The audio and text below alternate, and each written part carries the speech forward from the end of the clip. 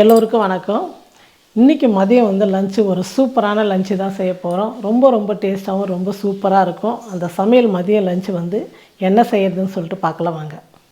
அரிசி பருப்பு சாதம் செய்யறதுக்கு குக்கர் வச்சுட்டேன். ஒரு 4 ஸ்பூன் வந்து எண்ணெய் சேர்த்துக்கலாம். எண்ணெய் நல்லா காஞ்சிடுச்சு. கடுகு, சீரகம், ஒரு 1/4 ஸ்பூன் வந்து மிளகு சேர்த்துக்குங்க.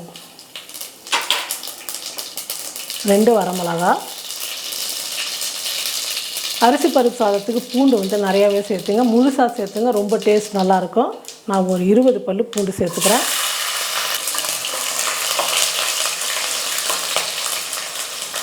சின்ன வெங்காயம் நல்லா ஒரு 2 கைப்பிடி அளவு, கொஞ்சம் பெருசாக இருந்ததெல்லாம் 2 பீஸாக கட் பண்ணிக்கிட்டேன். இப்போ சின்ன வெங்காயத்தை சேர்த்துக்கலாம்.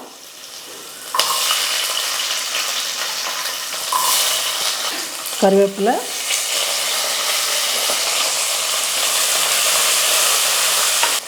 இது கூடவே ஒரு பெரிய தக்காளி சேர்த்துக்கிறேன். தக்காளி வெங்காயம்லாம் நல்லா வதங்கிடுச்சு. இப்போ வந்து இந்த அரிசி பருப்பு சாதத்துக்கு தேவையான அளவுக்கு நான் உப்பு சேர்த்துக்கிறேன். மஞ்சள் தூள் கொஞ்சம், பெருங்காயத்தூள், நம்ம வீட்டில் அரைச்ச மிளகாத்தூள் வந்து 1 ஸ்பூன் சேர்த்துக்கிறேன். பொடியாக நறுக்கின கொத்தமல்லி சேர்த்துக்கிறேன். இந்த மசாலாலாம் நல்லா எண்ணெயில் வந்து கலந்து கொடுத்துருங்க. நான் வந்து இந்த அழாக்கில் 1 அழாக்கு அரிசி, இந்த டம்ளரில் வந்து 1/4 டம்ளர் அரிசி, 3/4 டம்ளர் வந்து துவரம் பருப்பு எடுத்துக்கிட்டேன். இப்போ இது ரெண்டும் வந்து நல்லா ஊற வச்சு கழுவி எடுத்துக்கிட்டேன். ஒரு அரை மணி நேரம் நல்லா ஊற வச்சு எடுத்துக்கிட்டேன். இப்போ இந்த அரிசி பருப்பு சேர்த்துடலாம்.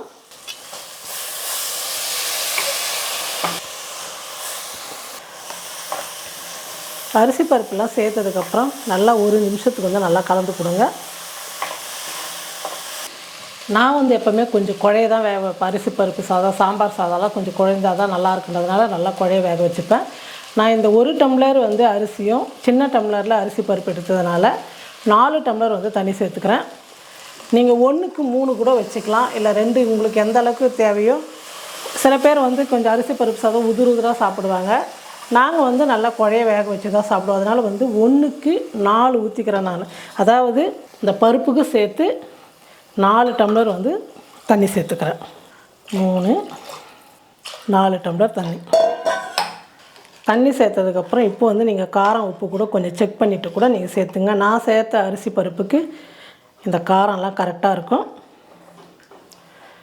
ரொம்ப சூப்பராக நல்லாயிருக்கும், டேஸ்ட்டாக வந்து சாப்பிட்றதுக்கு. இப்போ நான் குக்கர் மூடி போட்டு மூடிடுறேன். 4 விசில் வந்தோடனே ஸ்டவ் ஆஃப் பண்ணிடலாம். 4 விசில் வந்துடுச்சு. இப்போ எடுத்து ஒரு பக்கமாக வச்சுட்டு அது வெயிட் குறையத்துக்குள்ளே நம்ம வந்து உருளைக்கிழங்கு வறுவலும் முட்டை வறுவலும் செஞ்சுக்கலாம். நான் ஒரு 4 உருளைக்கிழங்கு வேக வச்சு தோல் எடுத்துகிட்டு இந்த மாதிரி சின்ன பீஸாக கட் பண்ணி எடுத்துக்கிட்டேன். இப்போ நம்ம வறுவல் பண்ணிக்கலாம். ஒரு 2 ஸ்பூன் எண்ணெய் சேர்த்துக்கிறேன். எண்ணெய் நல்லா காஞ்சிடுச்சு. கடுகு, சீரகம், உளுத்தம்பருப்பு, கடலைப்பருப்பு இதெல்லாம் சேர்த்துக்கலாம். ஒரு 5-6 பல் பூண்டு வந்து தோலோடு இடித்து வச்சுக்கிறேன், அதையும் சேர்த்துக்கிறேன். பெருங்காயத்தூள் கொஞ்சம் சேர்த்துக்கிறேன். இப்போ நம்ம இந்த எண்ணெயிலே வந்து ஒரு 1/2 ஸ்பூன் மிளகாத்தூள், நான் எடுத்துக்கிட்ட உருளைக்கிழங்குக்கு 1/2 ஸ்பூன் மிளகாத்தூள், ஒரு 1/4 ஸ்பூன் கரம் மசாலா, ஒரு 1/2 ஸ்பூன் வந்து தனியா பொடி, கொஞ்சம் மஞ்சள் தூள், இதெல்லாம் சேர்த்து கலந்துட்டு தேவையான அளவுக்கு உப்பு சேர்த்துக்கலாம். இப்போ நம்ம உருளைக்கிழங்கு இதில் சேர்த்துடலாம். ஸ்டவ் வந்து குறைச்சி வச்சுட்டு ஒரு 2-3 நிமிஷத்துக்கு வந்து நல்லா இந்த மசாலாவோட உருளைக்கிழங்கு வந்து நல்லா வறுத்து நல்லா ட்ரையாக வரணும். அது வரைக்கும் வந்து ஒரு 2-3 நிமிஷம் வந்து ஸ்டவ் குறைச்சி வச்சுட்டு நல்லா வறுத்துக்கலாம். நம்ம இந்த மாதிரி அரிசி பருப்பு சாதத்துக்கெலாம் வந்து இந்த உருளைக்கிழங்கு வறுவல் வந்து அவ்வளோ சூப்பராக இருக்கும். சைடில் வச்சு சாப்பிடும் போது ஒரு அருமையான உருளைக்கிழங்கு வறுவல் ரெடி ஆகிடுச்சு. நல்லா காரசாரமாக சூப்பராக இருக்கும் இந்த வறுவல் வந்து. இப்போ நம்ம முட்டை வறுவல் பண்ணிக்கலாம். முட்டை வறுவலுக்கு வந்து நான் ஒரு 3 முட்டை வந்து வேக வச்சு இந்த மாதிரி 2 பீஸாக கட் பண்ணிக்கிட்டேன். 1 ஸ்பூன் எண்ணெய் சேர்த்துங்க போதும். கொஞ்சமாக உப்பு, மஞ்சள் தூள், மிளகாத்தூள் கொஞ்சம் 1/4 ஸ்பூன், தனியாத்தூள் 1/4 ஸ்பூன். இந்த எண்ணெயில் மசாலா வந்து நல்லா மிக்ஸ் பண்ணிடலாம். நல்லா கலந்து விட்டுருங்க. கடாய் ஃபுல்லாக வந்து நல்லா இந்த மாதிரி இந்த மசாலா வந்து தடவி விட்டுருங்க. இப்போ கட் பண்ணி வச்சுக்கிற முட்டையை நம்ம ஒவ்வொன்றா சேர்த்துடலாம்.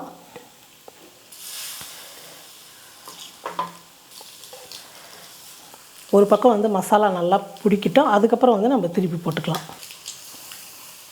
பாருங்கள், மசாலா வந்து ஒரு பக்கம் நல்லா பிடிச்சிருச்சு. 2 பக்கமும் நல்லா மசாலா வந்து இந்த மாதிரி நல்லா பிடிச்சி, நல்லா உப்பு காரெல்லாம் வந்து முட்டையில் வந்து நல்லா பிடிக்கணும். அப்போ தான் சாப்பிட்றதுக்கு நல்லா டேஸ்ட்டாக நல்லாயிருக்கும். முட்டை வறுவல் ரெடி. நம்ம ஒரு தட்டில் எடுத்து வச்சுக்கலாம்.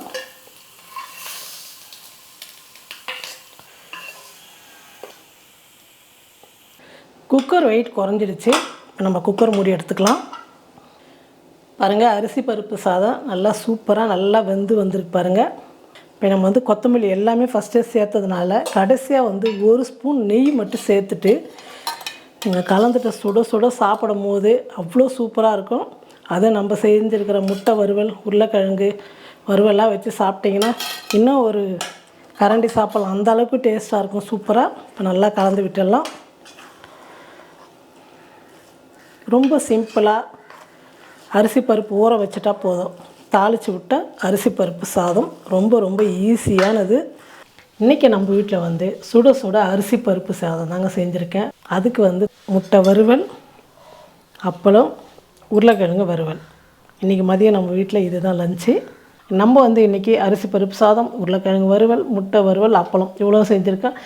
ஏமா ஒரு சாதத்துக்கு ஒரு பொரியல் போதாதான்னு கேட்கலாம். இன்றைக்கி வந்து நம்ம வீட்டுக்கு வந்து பிரியா வீட்டுக்கார் நம்ம மருமக பிள்ளை வந்திருக்கிற பேரனை பார்க்கறதுக்கு மதிய லஞ்சு வந்து இது சிம்பிள் தான். இது உங்களுக்கு தெரியும், ஒரு மருமக பிள்ளை வந்தால் நிறைய வடை பாயசத்தோட கூட்டு பொரியல் அப்படி தான் செய்வோம் நிறையாவே. ஆனால் இன்றைக்கி மதியம் வந்து கொஞ்சம் சிம்பிளாகவே முடிச்சிட்டேன் நான் மதிய லஞ்சு. நீங்களும் இதே மாதிரி நான் செஞ்ச மாதிரி அளவு போட்டு அரிசி பருப்பு சாதம்லாம் செஞ்சு பாருங்கள். ரொம்ப ரொம்ப சூப்பராக இருக்கும். மருமக பிள்ளை வந்ததுனால மதியம் ஒரு லஞ்சு சமைச்சோம். இப்போ சாயங்காலம் வந்து வடை பாயசத்தோடு செஞ்சிடலாம் அப்படின்றதுனால வடை பாயசம் செய்யலான்னு முடிவு பண்ணியிருக்கேன். அது எல்லாமே எடுத்து வச்சுட்டேன். வாங்க பாயசமும் வடையும் எப்படி செய்யுதுன்னு பார்க்கலாம். ஜவ்வரிசி பாசிப்பருப்பு வச்சு பாயசம் செய்கிறதுக்கு இப்போ நம்ம ஃபஸ்ட்டு வந்து இந்த மாதிரி ஒரு சின்னதாக 1 கப்பில் நம்ம பாசிப்பருப்பு எடுத்த அந்த அளவில் வந்து பாதி அளவு வந்து நான் ஜவ்வரிசி எடுத்துக்கிறேன். இப்போ இதை வந்து நம்ம நல்லா வறுத்துக்கலாம். பாருங்கள், ஜவ்வரிசி வந்து நம்ம சேர்க்கும் போது எப்படி இருந்தது, இப்போ நல்லா பொரிஞ்சு நல்லா கலர் வந்து மாறி வெள்ளையாக வந்துடுச்சு. இப்போ இது இறக்கிக்கலாம். பாசிப்பருப்பு 1 கப் எடுத்துருக்கிறேன். இதையும் நம்ம வறுத்து எடுத்துக்கலாம். ஸ்டவ் வந்து குறைச்சி வச்சுட்டு வருங்க. கலர் வந்து மாறக்கூடாது. ஆனால் பருப்பு வந்து பொன் வறுவலாக நல்லா வந்து வறுந்து வரணும். பாருங்கள், பாசிப்பருப்பு வந்து நல்லா வறுபட்டுடுச்சு. இப்போது 2-3 முறை வந்து நல்லா கழுவிடலாம். பருப்பு நல்லா கழுவி எடுத்துக்கிட்டேன். இப்போ இது ஒரு குக்கரில் சேர்த்துக்கலாம். 1 கப்பு பாசிப்பருப்புக்கு நான் வந்து 3 கப்பு தண்ணி சேர்த்துக்கிறேன்.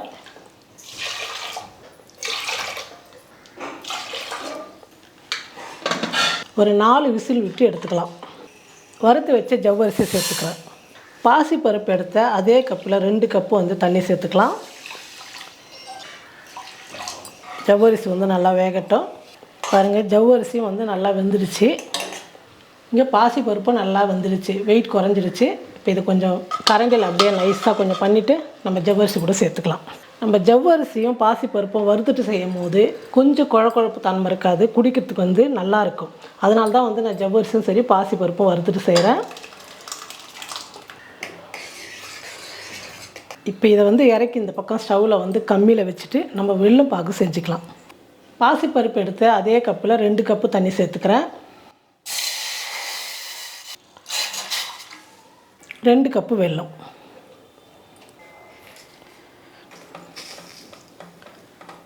வெல்லம் வந்து நல்லா கரையட்டும். பாருங்கள், வெல்லம் வந்து நல்லா கரைஞ்சிடுச்சு. வெல்லம் பாகு வந்து இப்போ நம்ம அந்த பருப்போடு சேர்த்துக்கலாம்.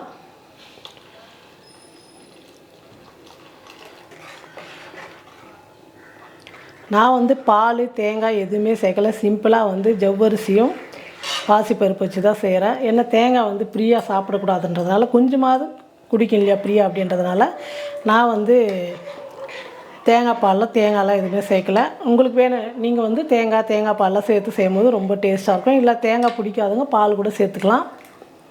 பாருங்கள், பாயசம் வந்து நல்லா கொதிச்சிடுச்சு. வெல்லம் சேர்த்ததுக்கப்புறம் நான் இந்த பக்கம் வந்து ஒரு 20 முந்திரி வந்து சின்ன சின்னதாக கட் பண்ணிக்கிட்டேன். திராட்சை கொஞ்சம் சேர்த்து நெய்யில் வந்து இந்த மாதிரி பொண்ணு வறுவலாக வறுத்துக்கிட்டேன். இப்போ இதை சேர்த்துக்கலாம். ஏலக்காய் பொடி ஒரு 1/2 ஸ்பூன் சேர்த்துக்கிறேன். ரொம்ப சிம்பிளான ரொம்ப சூப்பரான தேங்காய் பால் எதுவுமே இல்லாமல் ஜவ்வரிசி பாசிப்பருப்பு வச்சு ஒரு அருமையான பாயசம் வந்து ரெடி ஆகிடுச்சு. இதை நீங்கள் சுட சுட குடிக்கும்போது ரொம்ப டேஸ்ட்டாக ரொம்ப சூப்பராக இருக்கும். நான் ஒரு 1/4 கிலோ கடலைப்பருப்பு எடுத்து ஒரு 3-4 மணி நேரம் முன்னாடி வந்து ஊற வச்சுட்டேன். ஊற வச்சுட்டு பாட்டும் போது தண்ணி இல்லாமல் வடிகட்டி எடுத்துக்கிட்டேன். மாவு வந்து நல்லா கெட்டியாக வரும். இப்போ இது கொஞ்சம் வந்து ஒரு கைப்பிடி அளவு வந்து அப்படியே முழுசாக சேர்த்துக்கிட்டால் சாப்பிடும்போது நல்லா மொறு நல்லாயிருக்கும். இப்போ இந்த கடலைப்பருப்பு மட்டும் கொஞ்சம் கொரப்பாக, ரொம்ப நைஸாக இல்லாமல் கொரப்பாக மிக்சியில் வந்து அரைச்சி எடுத்துக்கலாம். பாருங்கள், இந்த அளவுக்கு வந்து பருப்பு வந்து கொஞ்சம் கொரப்பாக இருக்கணும். இதே மாதிரி இருக்கிற பருப்பெல்லாம் நம்ம அரைச்சி எடுத்துக்கலாம். பாருங்கள், பருப்பு எல்லாமே நான் அரைச்சி எடுத்துக்கிட்டேன். இப்போ மாவு பிசைஞ்சிக்கலாம். ஒரு துண்டு இஞ்சி வந்து சின்ன சின்ன பீஸாக கட் பண்ணிக்கிட்டு அதை சேர்த்துக்கிறேன். 1/2 ஸ்பூன் வந்து சோம்பு, ஒரு 3 பச்சை மிளகா, கருவேப்பிலை கொத்தமல்லி பொடியாக நறுக்கிட்டேன், ஒரு பெரிய வெங்காயம் பொடியாக நறுக்கி எடுத்துக்கிட்டேன். இப்போ இது எல்லாமே சேர்த்துக்கலாம். தோலோடைய பூண்டு வந்து நல்லா இடிச்சுக்கிட்டு அந்த பூண்டு சேர்த்துக்கலாம். பூண்டெல்லாம் சேர்க்கும் போது சோம்பெல்லாம் டேஸ்ட்டாக இருக்கும். இந்த மசால் வடை, கடலைப்பருப்பு மசால் வடை நம்ம செய்கிறது. இப்போ தேவையான அளவுக்கு உப்பு சேர்த்து மாவு வந்து நல்லா பிசைஞ்சிக்கலாம்.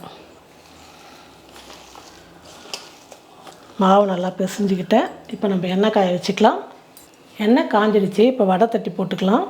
நான் வந்து நல்லா பிசைஞ்ச மாவு வந்து இந்த மாதிரி உருண்டை பண்ணி எடுத்து வச்சுக்கிட்டா நம்ம தட்டி போகிறதுக்கு ரொம்ப ஈஸியாக இருக்கும். அதனால் இந்த மாதிரி சின்ன சின்னதாக உருண்டை பண்ணி எடுத்துக்கிட்டேன். பாருங்கள், இந்த மாதிரி நைஸாக உங்களுக்கு எந்த அளவுக்கு வேணுமோ அந்த அளவுக்கு பெருசாக சின்ன சைஸ் வந்து நீங்கள் தட்டி போட்டுக்கலாம். இஞ்சி சோம்பு பூண்டெல்லாம் இடித்து சேர்த்து இல்லையா, நல்லா மணமாக நல்லா வாசனையாக அவ்வளோ சூப்பராக இருக்கும். எல்லா மாவும் இதே மாதிரி வடையாக தட்டி போட்டுக்கலாம். இதான் ஒரு அருமையான ஜவ்வரிசி பாசிப்பருப்பு பாயசமும் கடலைப்பருப்பு மசால் வடையும் வச்சு சாப்பிடும் போது அவ்வளோ சூப்பராக இருக்கும். நம்ம சேனலில் வந்து சேமியா பாயசம், ஜவ்வரிசி பாயசம், வெறும் பாசிப்பருப்பு பாயசம் எல்லாம் நிறையாவே போட்டிருக்கோம். அதையும் போய்ட்டு பாருங்கள்.